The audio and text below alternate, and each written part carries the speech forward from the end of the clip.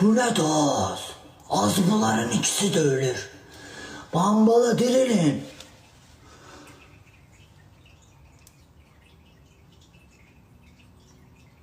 Boy, bunlar niye öyle? Aradan gelirsiniz siz.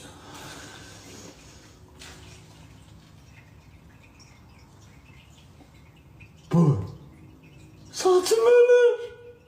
Saçım ölür.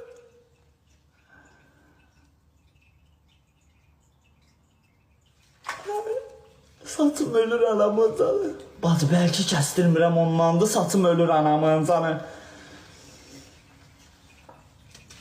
Bambala dik dayan. Bambala dik dayan. Saçım ölür. Bacı belki uzundu ona görə tab gətirmirdi ayaq üstə durmağa. Hə Bambala?